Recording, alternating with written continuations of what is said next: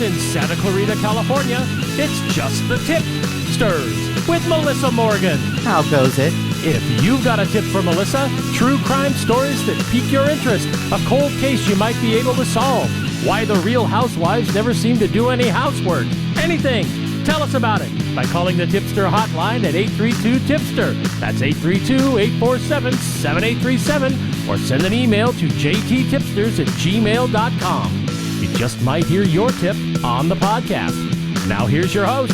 Her Ouija board refuses to answer any further questions because they're just too, wow, Melissa Morgan.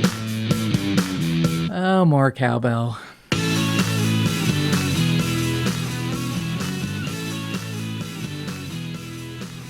Well, I guess it's just been revealed I'm married to Ward Cleaver. Who the fuck do you think you are, thinking that the Real Housewives have to do housework? Well, if they're housewives, that just implies there's housework. Oh, you just showed your sexist funny bone. Doesn't mean that their husbands aren't doing housework too.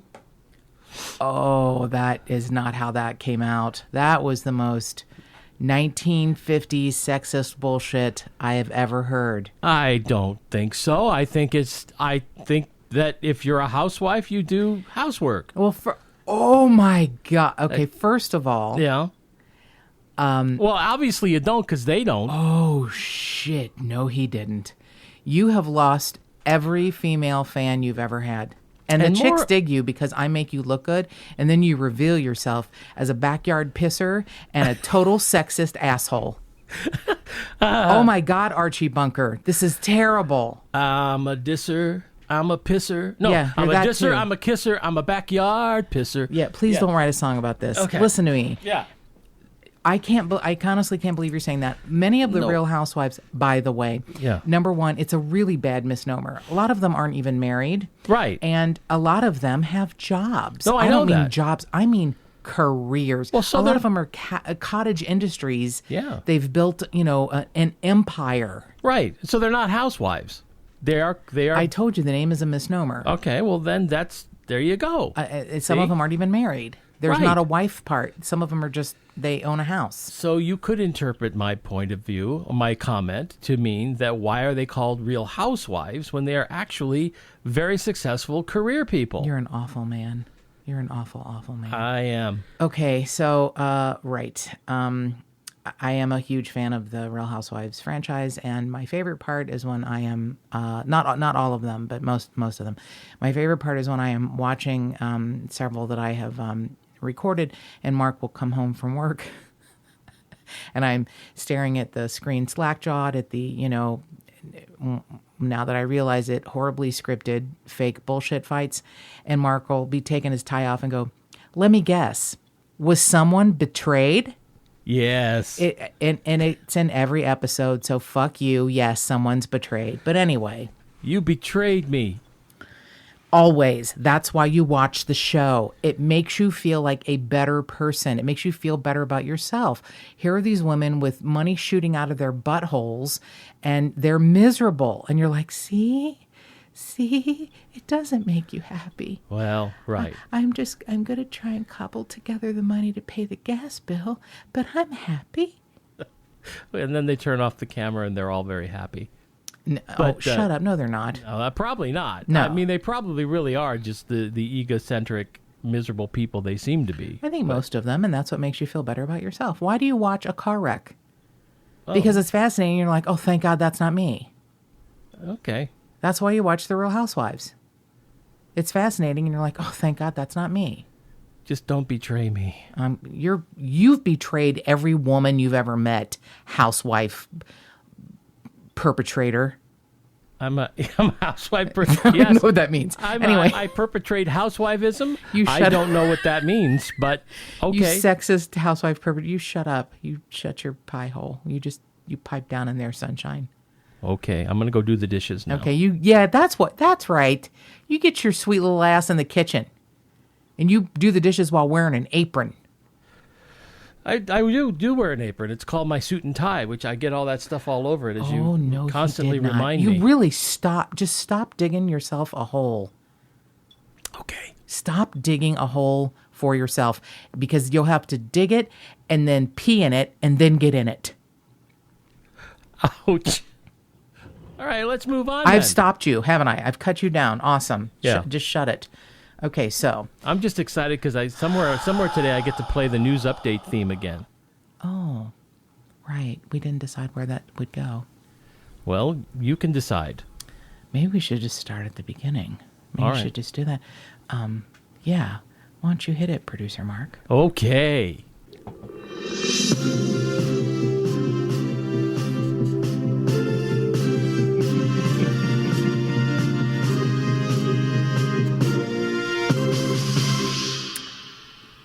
I love that. I do too. It's It's the theme song. We're gonna call it KGSK. That's the call letters for our radio station. your station for the hits. KGSK, all Golden State Killer all the time, except not really. But this is a pretty fascinating update in my mind. I try to wait until there is enough information to do an update, but it's just, I don't care what you say about this case as compared to every other case we have been able to find information on throughout the decades and centuries.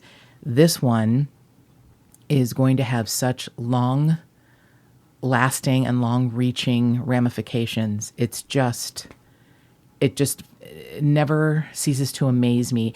It sort of pisses me off because Joseph James DeAngelo is such an awful, awful human, but there's part of me that is grateful to him for being such an awful human because he has changed the game. Changed the game on how to solve crimes, connect crimes. You know, places across the country, law enforcement agencies across the country are opening their books, opening their doors, opening their hearts to each other and communicating because they realize it will, hopefully make them look like saints and heroes because they'll solve cases instead of, stingily, covering up like mine, holding all their files to their chest. They're opening up doors and windows and letting each other in and look at each other's files and comparing, let's just call it what it is, the big gun DNA. It's just fascinating to me, just absolutely fascinating. And boy, does it take a village. I mean, it takes a village to get all of this together, and a village of remarkable minds and tenacious human beings who do not give up, and people with heart. It's just such a beautiful thing to see. So just, a few days ago, August 21st, there was a press conference where they announced that there were 13 additional rape allegations added to the already murder allegations against the Golden State Killer, and that 6 counties got together. The DAs from 6 different counties in California got together and announced that they would be trying Joseph James DeAngelo in Sacramento. And the 6 counties are Sacramento County, Santa Barbara County, Ventura County, Contra Costa County, Tulare County, and Orange County. Now, Tulare County just added the 13th murder of Claude Snelling to the 12. And quite frankly, the county with the most number of murders is Orange County. I would have thought perhaps that it would have been, the trial would have been held in Orange County. And quite frankly, what I had hoped when the original 4 DAs got together from Sacramento County, Santa Barbara County, Ventura County, and Orange County, when they got together to decide where it should be held, I was hoping they would pick LA County, and not just because it's geographically closer to me. Okay, yes, it's because it's geographically closer to me. But the more important part is he seems to have, heretofore, if we don't find any cases that he's linked to in cold case files, he seems to have skipped LA County. And while obviously this case is huge, especially in the counties where he left destruction and devastation, he would get a more fair trial in Los Angeles County, because there are still people who are like, what's that guy that killed people? And I'm like, I don't know. Charles Manson? Jesus? I don't know. Who are you talking about? So, I mean, it's not as well known as I would like it to be because I am a true crime hound, as I'm guessing most people who listen to this podcast and many, many, many, many other podcasts. But I really feel like LA County would be a place for it to be held, and a good chance of getting an honest conviction that will stick, that can't be overturned by any number of 1,000 things that any decent defense attorney or public defender would be able to bring up. Horrible points that, could let a monster not get the retribution he deserves. So with that being said, Tulare County was added because of Claude Snelling and because of some rapes, even though the rapes are, the statute of limitations is up. Pretty fascinating. The DA from Contra Costa County really, when I first heard, I started crying because I thought this is the most incredible thing I've ever heard. Now I've scaled back the crying a little bit, the happy tears, because I'm going to hope that it has to have been done from the best place possible because it took so much time and effort. There are people that are doubting why this was done now, potentially for an upcoming election to look good to your constituents. But so let's get into Contra Costa County District Attorney Paul Graves, and he is running again to be elected as the Contra Costa County DA. And he, went through a whole lot of legalese and a lot of legal jargon to try and find something to add more charges to the growing number of charges against Joseph James DeAngelo. The problem with, and it's just heartbreaking, with rapes is that there is a statute of limitations. And I truly feel that should be given the same weight as a murder. Because I've said it before, when you rape someone, you murder their soul. So you may not see the physical death of a human when you rape them, but you've murdered them. You're a murderer. You've murdered their trust. You have slaughtered their life will never be the same. It will just never be the same. They can go on, and they don't, ever ascribe to being a victim. They're a survivor, but you've still murdered a part of them that they'll never get back. So you should be tried as a murderer if you're a rapist. I just don't feel like there should be a statute of limitations. And you can argue with me all you want, but you're not going to win, and I'm not going to change my mind. No argument here. I when I said you, I meant the general you. I knew you wouldn't argue with me, but thank you very much, Producer Mark. This is the one thing you won't argue with me about. I appreciate that. Oh, there are several. If there's anyone out there who doesn't think it should be the same charge as murder, there should never be a statute of limitations on a rape case, no matter how long it takes to solve it. You can keep those opinions to yourself, because that's fine. You're allowed to have them, but I don't want to hear them, and you're not going to change my mind. So back to Paul Graves. He's, reviewing 9 Contra Costa County rapes in his office. And he's head of the sex crimes unit in the Contra Costa County DA's office. And he's like, I'm going to take a look at some old legal standings back to the 70s. Back then, rapes were not really, most of the time it was like, well, what were you wearing? You were probably asking for it. Rape was not a big deal, even though some, forward-thinking doctors, coroners kept rape kits. God bless them. It was just not that big of a deal. So he's reviewing, these cases, and he's like, I'm gonna try and take a different look at this. So along with that press conference on that Thursday, saying where they were going to try Joseph James DeAngelo, They arraigned him on 13 new charges of kidnapping during a robbery. And that's pretty amazing.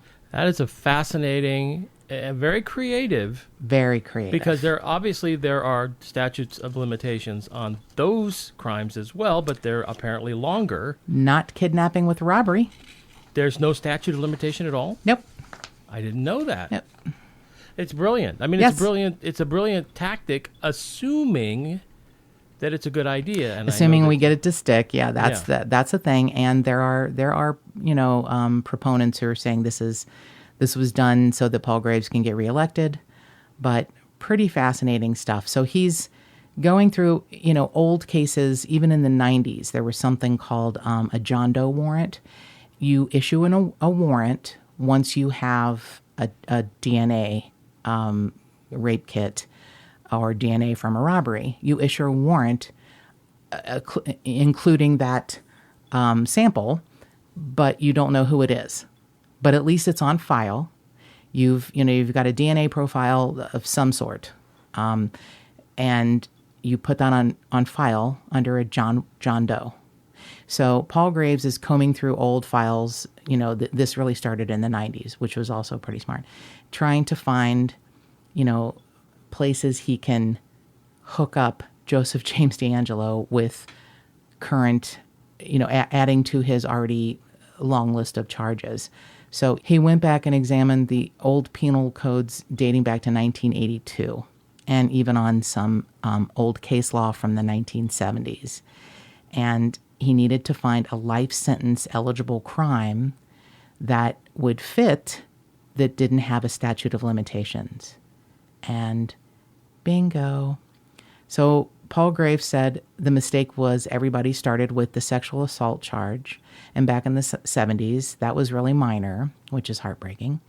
And Paul Holes said, everyone assumed the statute of limitations had ended except for Contra Costa County, and they kept digging.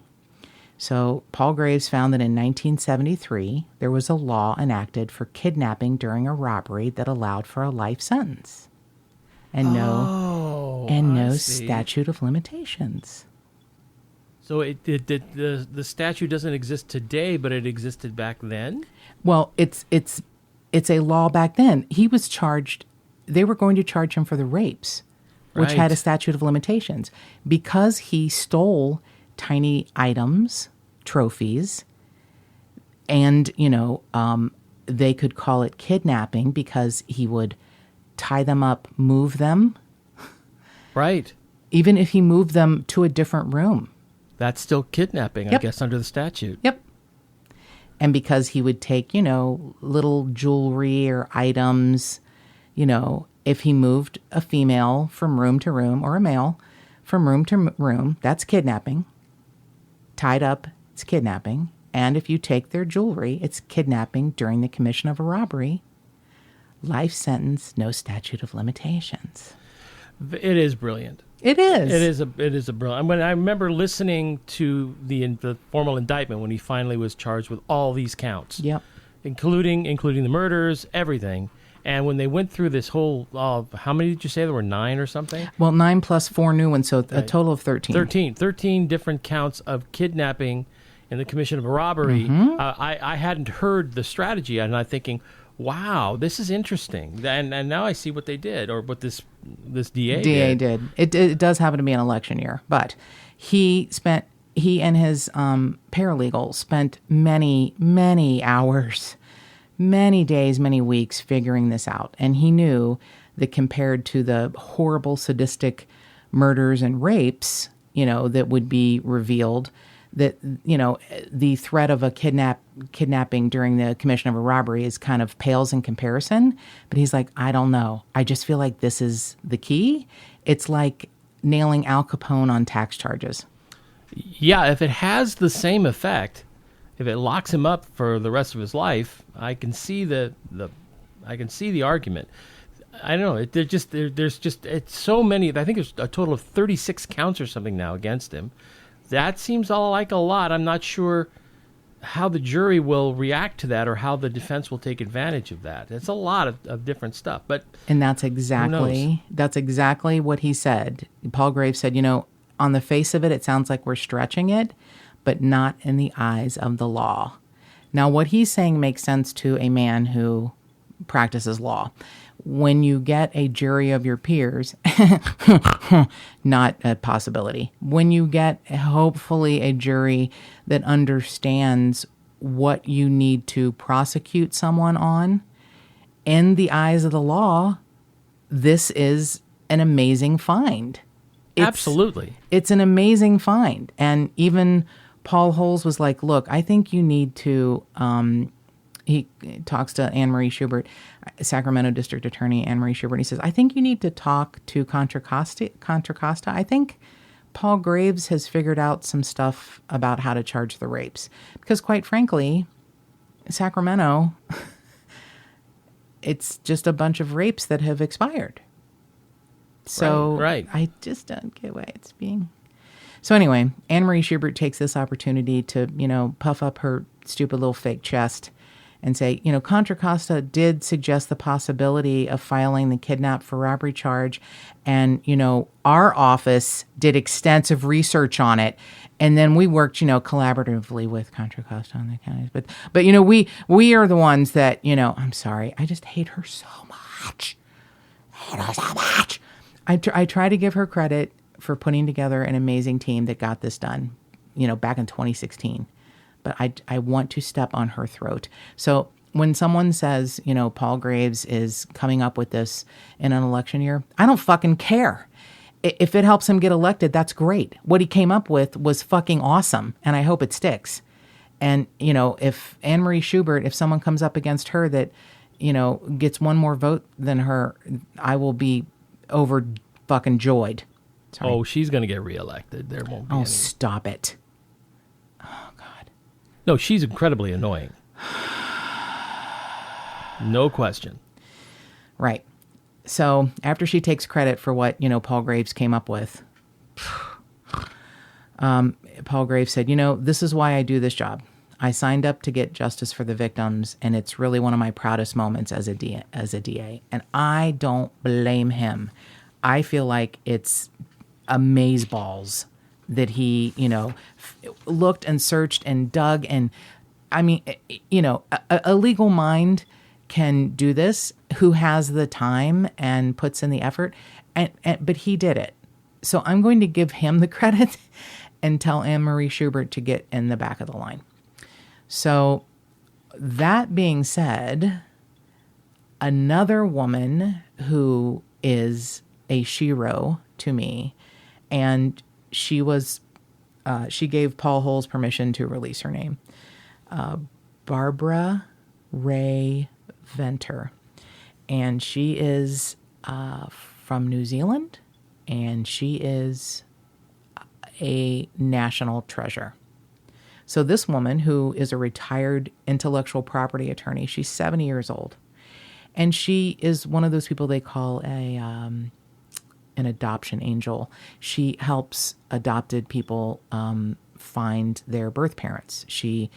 And it wasn't that this was her lifelong passion. She was, an intellectual property attorney.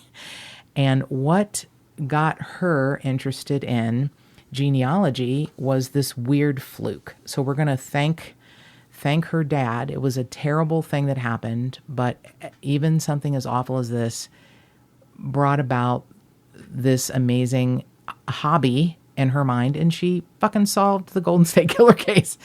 So Barbara Ray Venter was born in Auckland, New Zealand, and she moved to the United States when she was 20, and then she had a really successful career as an intellectual property attorney. So 12 years ago, her father had a heart attack while driving in Northland, New Zealand, and her mother was killed in the accident. And her father wound up in the hospital for 3 months. So she immediately flew back from the U.S. to take care of her father. He shuttled him, between doctor's appointments and the hospital and at home. She paid his bills, etc. So in the process of doing all that, she finds in her dad's desk her grandmother's and her father's birth certificates.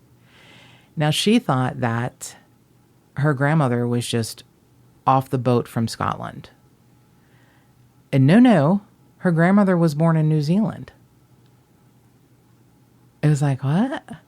What are you talking about? She goes back to a small town where she grew up, Whangarei, and she's kind of wandering around a beach, and she ends up in a smaller town, and there is a genealogist in a museum that knew her great-great-grandfather. So he tells her all of these stories about, it was a female genealogist, tells her all these stories about her great-great-grandfather.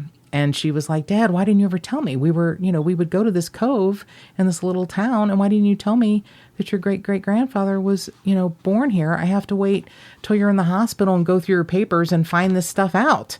And her dad's like, oh, I don't know. I didn't think it was, important. So curiosity, is piqued. So she goes a little, deeper into the history, and she finds out that her family did emigrate from Scotland to New Zealand via Nova Scotia. And she found, some weird dead ends along the way, but her DNA, put into a system, made her become this, genealogist hobbyist. And she was fascinated just digging through her own family history. So in March of 2017, she had worked on some cold cases. Her biggest one was in San Bernardino, which is so beautiful and layered, and that's actually going to probably have to be another episode because it's so big, and stolen children and name changes, and Ooh. It's really fascinating. But so she gets a little bit of a name for herself. She lives in Northern California, and she wants to keep it vague for privacy reasons, and I don't blame her, because there aren't a lot of there are some people who aren't happy that DNA is helping to solve all these cases. They feel it's, an invasion of their privacy. So to protect her privacy, she will just narrow it down to Northern California somewhere. So she had gotten a name for herself, and it's mostly all pro bono or just a really nominal fee. This isn't something she charges a gazillion dollars for, and it really wasn't something she had wanted to open up to law enforcement, but that's what happened. So Paul Holes, the intrepid Paul Holes, contacts her, and he's like, look, we need your help. I hear you're, a fucking badass, and we're working on this case, and we have some seminal fluid from Ventura County. And she was like, I would be delighted to help you. And then like a few days later, she is diagnosed with severe heart problems, and she has to have a pretty big surgery. So she takes, several months to recover. And then in November of 2017, she's like, okay, I'm all right. Detective Holes, what can I help you with? And he's like, oh, thank God you're back. Please help me. So all she knows is that it's an unknown heritage case. So what you have is somebody who you don't know who they are, and you're trying to identify them. So you take a DNA sample. There's a lot of technical terms, and I had heard Detective Holes use this term before, and I didn't understand it, but it's you extract an autosomal DNA, and then what you have is you have a file made, and then you upload it to an open registry like GEDmatch, and then you look for files. So this is the really fascinating part. So from those matches, you figure out who the person is you're looking for. So the DNA came from one of the Ventura cases. So Barbara Venter is now looking on her computer and her iPad. She's looking through she's both at the same time, going through old newspaper clippings, birth records, anything she can find to build a family tree. So, she's working, Paul Holes is working, they're, everybody's working, this village is working to find this fucker. So she uses an eye color prediction tool that's available on the free motherfucking GEDmatch site. And she an eye color? She finds out that the suspect would likely have blue eyes. Man. They have narrowed it down. She also says they've narrowed it down to 10 people. They've narrowed it down to 9 people. She says this person would likely have an Italian heritage. And Paul Holes is like, Italian? No one's ever described him as looking Italian. No one has ever, he's trying not to doubt her, but he's like, I don't know. I don't know I don't know what's happening here. Blue eyes.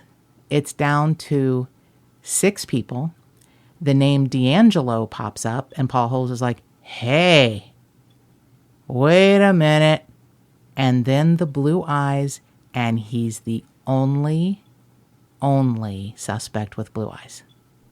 Joe D'Angelo, the only suspect with blue eyes. Okay, this is really good shit. It is so fascinating to me. So how would you like to be a 70-year-old retired intellectual property attorney from New Zealand and have an FBI agent say to you, how sure are you? And she's like, look, as long as we have all of the descendants in this family tree, I'm sure. And a week later, they get DNA from piece of shit Joseph James D'Angelo, and it's a match. Wow. Blue eyes. Blue motherfucking eyes and Italian heritage. And they found it from a second cousin on his mother's side. I was always kidding and saying it was his fourth cousin twice removed. But it's his second cousin on his mother's side who agreed to be tested. She was found in the tree, one of the trees that Barbara Venter had organized. And it's like, wow, it's a match. That is incredible. So, it really shows that there really was, as you say, a village working on this. Absolutely. That this wasn't just one guy, or and there I guess you could say there was some luck involved, but it was all deduction. It was all careful deduction and it's time and energy and effort and footwork. footwork. Yeah. Jenks Omiakoke. Total shoe leather. Everybody working together. One person has this piece of the puzzle. One person has this piece of the puzzle. One person is better at running down this lead. One person is better at, investigating this scientific thing. It's all together. It's, amazing. Amazing. So when they tell Barbara, we've got our suspect, she's like, this was a pretty overwhelming feeling. You've been running on adrenaline and suddenly there's a name and you're like, whoa. She says, I guess I'm still a little numb that I'd helped ID him and it was confirmed that it was the right guy. Pretty amazing stuff. Yeah. So she didn't want her name out there for a while, and Paul Holes respected that and kept it, under wraps. And she says hilariously, law enforcement are incredible gossips, so the word spread through the community pretty fast. So it ends up that she gave him permission and he released it on Twitter about a week ago. And I was like, who's Barbara Ray Venter? I can't wait to find out. And to hear her story, what an amazing story that she, a retired intellectual property attorney who wants to look up when she finds out her dad, the stories of her family are wrong. And it's like, oh, this is what happened. This is where I came from. And to use that to help, people who have been adopted find their birth parents. She's, this, DNA adoption search angel. And she does this, like I said, mostly pro bono or for a nominal fee.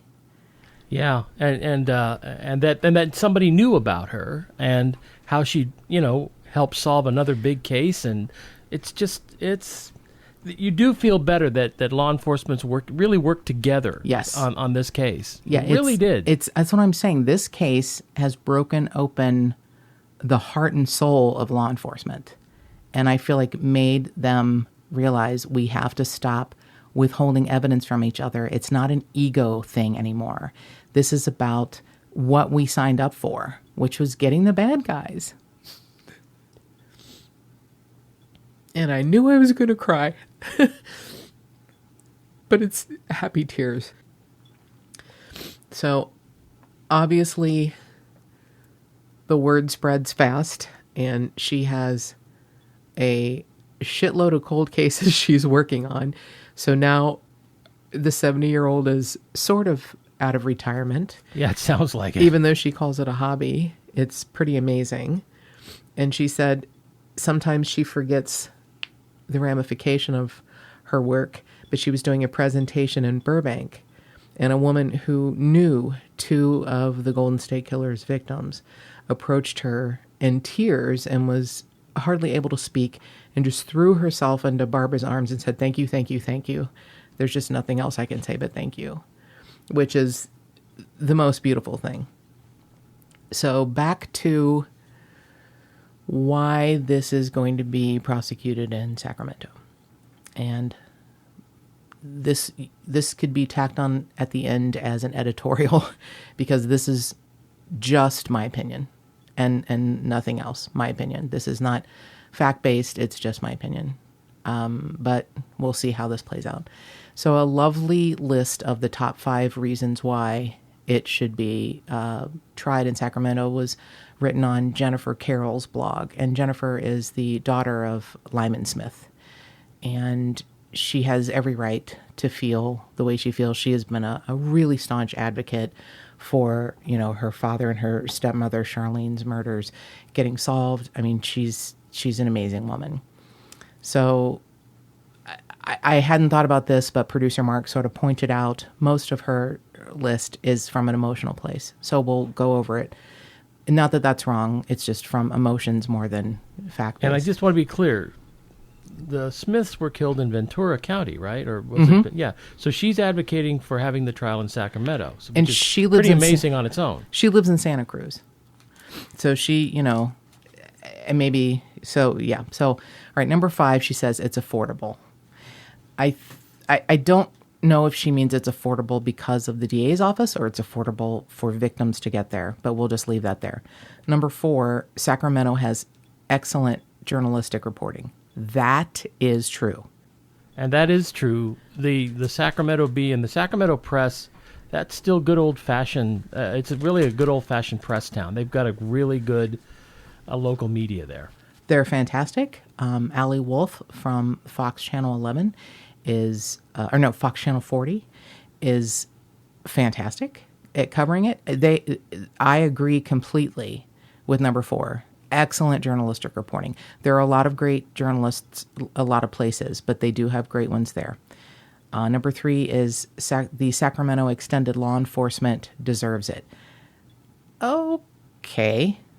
And she wants to include, Visalia and Tulare. All right. Yeah. Yeah. Okay. Number 2, many survivors can attend. That makes sense. There are absolutely more rape survivors, family members, because of his prolific attacks in Sacramento County. That is true. However, you want all the support you can get in court for something like this, but producer Mark is right. It feels more. It feels more emotional. So her number one reason, and this is the one I probably have the most problem with, this case belongs to Sacramento. No, Jennifer. Here's the thing. If I may opine, briefly, you have to, I totally respect her, how she feels. I mean, good God. I mean, that the victims must feel like you got your heart goes out to them. But the goal here has to be putting D'Angelo in prison for the rest of his life, if not, sentenced to death. You've got to win the case, and when you focus only on the emotional stuff, and don't consider the practical aspects of trying the case in a place where the defense cannot make an argument that the jury was prejudiced, it's got to be the most important thing you consider. And I completely agree. And absolutely, I have every feeling of respect for Jennifer Carroll, what she's been through. She is an amazing tower of strength. Her number 1 reason that it belongs to Sacramento is emotional, and she says it comes from an emotional basis. For everyone and anyone who's feeling like they don't get justice because their rape kit was lost or expired, you you still believe that this is your guy, we will represent you. And I know she means that. I know that she and the other outspoken vocal members of the group of survivors who get together, I know she means that with all of her heart. And she, I know that this is the truth. This is her truth. However, what I want to end with is how Anne-Marie Schubert just fucking stepped in it at that press conference. Just stepped right in the fucking middle of it with her big stupid mouth, trying to come across as compassionate. And she just, oh dear God. So it was a lovely press conference where all 6 DAs spoke. And that was, it was unprecedented. I'd never seen anything like that. It was very fascinating. Anne-Marie Schubert starts and ends it, of course, because she's the bookends. And she says, to anyone who lived here during that time, the tentacles of his reign of terror reached far and wide. Everyone has a story. If you talk to anyone who lived here at that time, they all have a story about the East Area Rapist / Golden State Killer. And I thought to myself, I yelled, and I felt like an idiot screaming at my television saying, you just ruined everything. I am no attorney, but if I was defending Joseph James DeAngelo in Sacramento, my opening line to the jury would be, and everyone up here has a story. How great of a case is this going to be, and how fair will it be to my client? Yeah, that's going to be the argument to the defense rests. To the judge. They're going to move it out of Sacramento. She's not going to get her case in Sacramento. Yes, she will. It's going to be moved. I'm sorry. I think she will. I don't know what. She may have pictures of every higher court judge having sex with baby animals. I don't know. She got something. I don't know what it is, but it'll be in Sacramento, and it'll be a clusterfuck. I think that statement that'll all be pre-trial poisoned stuff. Jury pool. Poisoned jury pool, absolutely. So the defense will argue we can't have it here, and they're going to move it somewhere else, and it'll be delayed, and the taxpayers will pay. God only, and he may, and then he'll die. He may die even before the trial starts. Yep. That's the thing that really pisses me off. Exactly. That's it, producer Mark. That the people who really need to hear the justice, and there is no closure. I used to think that was a great word when I first started being fascinated with true crime. I was like, well, at least someone's getting closure. At least this case is solved and someone's getting. There is no closure. You never get closure from the horrible things he's done to you or your family members or your friends or your neighbors. You don't get closure. The most you can get would be hopefully some sort of inner peace that something was done and that you have done the best you can do to pick up your life and make it the best you can and not let that fucker have power over you. But it's never going to be closed. There'll be no closure until you're gone and at, forever peace. So I just feel like she's such an uncomfortable, cold, creature. This was uncharacteristic of her to come out and speak with compassion, and then she fucks it up. And this is all opinion. This is not fact. I'm just telling you, little old Melissa Morgan sitting in her, kitchen, eating lunch on a random Thursday, listening to, a press conference and hearing Anne-Marie Schubert say, his tentacles reached long and far through Sacramento. If you were alive and lived here during that era, everyone has a story. And I thought, wow, I'm going to write that down. If I ever get called to defend Joseph James DeAngelo as an attorney, that's my opening statement. God damn it. Sorry. Okay. With that being said, I guess that's the most polite, wonderful way to wrap up this episode with a big goddamn it. and more cowbell. And remember, if you've got a tip for Melissa, give her a call at 832-TIPSTER. That's 832-847-7837. Or send an email to jttipsters@gmail.com. And don't forget, subscribe to the podcast. Rate it, review it. We want to hear from you. See you next time.